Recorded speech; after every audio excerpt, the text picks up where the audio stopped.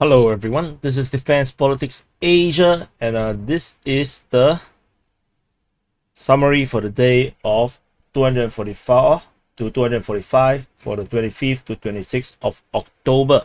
And I can see that things is looking very different on this channel, and the cloud also suggests that this is the cloud patterns, cloud movement for the past 24 hours. So the rain is moving away, and there's no more cloud seems to be coming anytime soon. So it's a great 1 or 2 days for fighting. Anyway, let's start off with the southern front, and over at the southern front, at the Mykolaiv region, there's no news or update regarding anything. Only rumors about using of dirty bombs at Mykolaiv. Both sides is pointing fingers at each other, saying that each other will be the one that will be using some dirty bomb. So not gonna care about it. Moving on to the Kherson Front. At the Kherson Front, the Ukrainian forces launched their usual assault over at Bruskinsky and at Ischenka, as well as fighting is reported at Pyatikaki as well as Koshara. As you can see, all the labels are already shown. I don't really have to click, but if I click, you can actually see the sources. It's reported by the Ministry of Defense of Russia. And so, however, despite the attack, there doesn't seem to be any change in terms of the front line.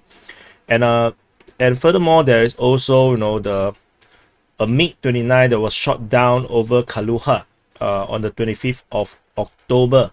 And on the Russian side, the Russians also lost of aircraft, Ka-52 attack helicopter over the Kherson region on the 26th of October, according to the Ukrainian Air Force. And that's all from the Kherson Front. Moving on to the Zaporizhzhia Line. So this is Zaporizhzhia city. This is one line of continuous defense from Kayamsky to Kharkiv to Huyaipo all the way to Velika Novosilka, which is here, Velika Novosilka. So there is no updates or information about this region, except that there is continued reinforcement arriving at Kharkiv and Huyaipo region, and still poising for a certain offensive, but which that doesn't seem to ever come. And moving on to the Donetsk Front. At the Donetsk Front, there is fighting reported at Novomykhailivka as usual, according to the Ukrainian Defense Ministry. And you can see, according to the Land Forces of Ukraine. So Ukraine Defense Ministry, there is fighting reported at Marinka on the 26th. And then there is fighting reported at Krasnohorivka. So in terms of Krasnohorivka, if you guys are not familiar, you can actually see the entrenchment in the satellite images on Google Map. You can see these are all pre-war dark entrenchment. It stretches all the way into the settlement, and there isn't really much people actually living here. It's basically a front line, a no man's zone. And moving on to the Pisky region. So this is Pisky, and then the fighting continues to be reported at Nevelsky, and the Russians still haven't captured it. And over at this area here, just north of the Pisky region, the fighting reported at Pervomaisky. And then fighting is now reported at Vodian, with the front line stretching into Vodian, where the fighting is now within Vodian itself. This is according to the pro-Russian source Ryber. And then at Opaine, the fighting is now also reaching into Opaine. The front line is actually very close to the Opaine itself. It's actually moved forward. My this update forgot to stretch upwards. It got resetted. And then there is, so the front line here is moving more and more northward. And over at the Adivka region, there is fighting reported at Adivka on the 25th of October, according to War Gonzo. However, they didn't really specify exactly where the fighting is reported, nor they say where they get this source from, because usually for War Gonzo, when they talk about all these updates, They actually don't have this information on their own. They actually got it from somewhere else. Sometimes they get it from the Ukrainian Defense Ministry. Sometimes I really have no idea where they got it. But they are the only one that's talking about fighting at Avdiivka. According to the Ukrainian army, they say that there is fighting reported at Kayamka. So this is Kayamka, a small little town, but around here probably there is some fighting, as they have claimed control over Kayamka since the 7th of September. And this New York region, there is no fighting reported, and they are moving on to the Bakhmut Front. So for those that are more familiar with this view, this is Bakhmut, this is Bakhmut, and then this is the Bakhmut Front. Over at the Mayos, there is fighting reported at Mayos according to the Ukrainian Defense Ministry. And then further up north, there is fighting reported at Kharkiv. Also, information coming from the Ukrainian Defense Ministry. And this, not sure, there's no other information coming about this, from other Russian sources, as the Wagner group don't really like to reveal much information. Pretty professional, but not as professional as the usual Russian military. And there's no more fighting reported at Klishivka region over the past 2 days. There's fighting reported at Ivangrad, according to the Ukrainian Defense Ministry. And however, in terms of pro-Russian side, to them, Ivangrad has already been captured, or Ivangrad. The fighting is reported to be at Opaine instead, according to pro-Russian source Ryber. So, maybe one of them is being pretty liberal about the location. And there is fighting reported at the asphalt plant. So there is some confusion, because the pro-Ukrainian media reported that they have fought, and from this region, 2 kilometers, they say that they have driven the Russian forces away from this entire region. However, there is no clear indication that that is true, except that there is photo of the Ukrainian forces taking a photo in front of the CNET plant. Otherwise, there is actually no clear indication that they actually reached this place. This is not corroborated on the pro-Russian side. On the pro-Russian side, they talk about fighting at the asphalt plant. And in this information where they say that they have claimed 2 kilometers, they say that they have captured the asphalt plant. And however, the asphalt plant is actually here. So I think there is some nonsense happening. I can actually show you this. This was the source, Visegrad 24, talking about this. So I previously mentioned this. However, according to the pro-Russian source, they're still saying that they are fighting around here. So no idea what is the exact information. The Ukrainian Defense Ministry wasn't really specific about it. They just say fighting at Bakhmut. So moving on to the Soledar region. At the Soledar region, there's fighting continues to be reported at Bakhmutske, and on both days, and then there is fighting reported at Soledar as well on both days. No clear information on how the fighting went. They just say fighting. Over at the Siversk Front, also this is Siversk city, and at the Siversk Front there is fighting reported at Bilohorivka, according to War Gonzo. Again, only War Gonzo had this information. I'm not sure where they got it. And then there is fighting reported at Sperne, and at Verkham Okayamsky, as well as at Bilohorivka. All this information is coming from War Gonzo, and I believe some of this information actually they taken this information from the Ukrainian Defense Ministry. And at the most northern part, coming into the Lyman-Kreminna region, there is a reported counter attack, by the Ukrainians from the region of Dvorichna. And to counter attack also means that the Ukrainians have recaptured Dvorichna. So I have indicated accordingly that the Ukrainians have captured Dvorichna. Not sure when this happens. I haven't seen any information talking about this. So this Liman, this is Crimea, in case you guys do not know. And where are we? We are here. So for those that we are lost, we are now here. And there is fight. So I want to start off with the 25th. The Ukrainians, there is Ukrainians are reportedly fighting within the Lyman region, according to the Russian Defense Ministry. The Russian Defense Ministry for this case was not very specific. They only say in the Krasny Liman direction or the Crispy Lemon direction, and of course it's not going to be here because the front line is much further away. So I believe that is a generous direction, which is why the icon is here. And and then there is on the 26th. However, there was on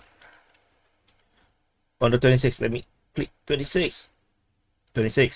So on 26, the Russian Defense Ministry actually reported some kind of a counteroffensive. No, they still say reported of some fighting, but they still did not mention what happened. And according to the pro-Russian source Ryber, they actually reported that they're fighting at Torske, Yampolivka, and Terny. This is actually in contradiction to the Ukrainian information, because the Ukrainian, or at least pro-Ukrainian source, suggests that they have captured Terny, Yampolivka, and Torske, which is why you can see the blue border. So for those that are new, the DPA's mapping of the Ukraine war is actually two different maps. The blue is one map, and the red one is one map. It's actually two different maps. The blue one is actually, if you are only following Ukrainian information, this is where the front line is. But if you only look at the Russian information, then this is where the front line is. So we have the crisscross between the two sources, which is why you can have a clearer idea when we overlap the two sources of information to see where exactly the fighting might be. So as long as it's overlapped, it is some kind of a gray zone where we don't really know what exactly happened. In the previous report, we said that the Ukrainian forces have captured Novosadove. As you can see from this piece of information, on the 24th, they have captured Novosadove, as well as some other locations. And then they were pushing for Cheverno-Popivka. However, as you can see here, they are pushing for Cheverno-Popivka. However, since then, over the past 2 days, the Russians have launched a counter-offensive, and they have actually recaptured Novosadove, and they also have recaptured Makivka as well, according to the pro-Russian source Ryber. The fighting is reported at Nevsky, which is a contradiction, because there is information that Ukrainian forces have captured Nevsky on the 24th. However, it was not acknowledged that it was lost to the Ukrainians, according to pro-Russian source Ryber, as on the 25th, they actually still talking about attack being repulsed. So which is why there is fighting reported at Nevsky on the 25th. So this is currently a contradiction or a disputed location. And that's all from the Kreminna and Lyman region front. Over at the Svatove front, this is Svatove, a very important town or location, where let me turn on this. So in this location, there is multiple roads. You can see it links in and out, and which is why this is a very strategically important settlement.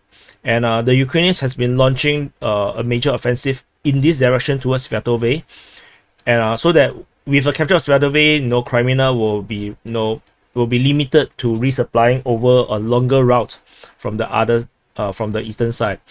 And there is fighting reported from the direction of Lozova. So the information given from military chronicles, I believe is a pro-Russian source, was not very clear. They say that there is this in this information, they actually say that there is a three-prong attack from the Ukrainian side, and on the second group is actually coming from Lozova, and they are trying to penetrate the defense of the Russian forces. However, they didn't say where exactly are they fighting, so I presume that it's probably around this region. And then so fighting around this region, Stemelkivka is kind of a gray zone. Both sides is claiming the capture of this or control of this location.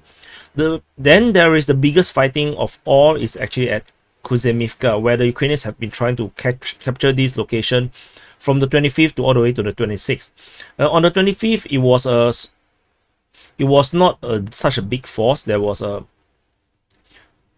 like 30 Ukrainian troops getting taken out with 1 tank and 3 armored vehicles. So as you can tell, it's maybe not that big. But on the next day, the Ukrainians actually came in with the intention of really capturing this position. According to the Russian Defense Ministry, they say that a battalion tactical group and a company of foreign mercenaries totaling up to 500 people launched 5 consecutive attacks. I'm not sure 5 consecutive means 5 attacks at the same time or one after another. However, they were all trying to capture Kuzemivka. According to the Russian Defense Ministry, they say that they have repelled all attacks, and they actually taken 160 lives of the Ukrainian forces, including 5 tanks and 9 armored vehicles and 10 pickups. This is actually a huge loss, because 160 out of 500 is actually over 30% of the troops being killed. So this is not a trivial situation for the Ukrainian side. But of course, if you are pro-Ukrainian and you are totally distrustful of Russian information, then this fight actually did not happen. So you can just sleep well, rest easy. There's also fighting reported at Berestove, according to War Gonzo. Didn't mention much. And there is fighting reported at Tabaivka. So this is actually the first group of the 3-pronged attack reported by military chronicles. It's part of the same attack that was attacking Kuzemivka. So the group that is attacking here is a Foreign Legion and a Kraken Kraken unit from the Ukrainian side. Similarly, there is no information that they have captured this location. Then there is fighting reported at Kaiserlivka on the 25th of October, and this is according to War Gonzo. Did not really do much, and there is no more fighting reported over at Olyanske or Peshotrevneve that was previously fought over by recon troops on the 24th. And so over at the Dvorichna region, apparently there is some information suggesting that there was fighting around Horobivka for a long time, and the Russian forces, after capturing this position, was holding the defense around here. The Ukrainians was trying to recapture it, but did not work out. And however, this information is just like very general. I also don't know how to map this, because it was not really actually fighting over the past 2 days. So I just want to briefly talk about this. And over at the Kupiansk front, I've added this Russian Belgorod force here, just in case I need to use it. But importantly is that they actually attack Ternova. So according to the Ukrainian Defense Ministry, they mentioned that there is fighting at Ternova and it repulsed the Russian attack. Otherwise, there is nothing else over at the Kharkiv Front. And that's all from the summary for the day of 244 to 245 for the 25th and 26th of October. And as again I talk about the weather, in the past 24 hours the clouds has all moved into Russia, and it looks like it's a good day to fight for both sides over in Ukraine. And let me know what you think in the comments about this new Google Earth this is basically a new upgrade. So hopefully this also makes it easier for me to report, and maybe easier for you to see. I know there's a lot of text, perhaps let's see how it goes, and I'll see you in the next update.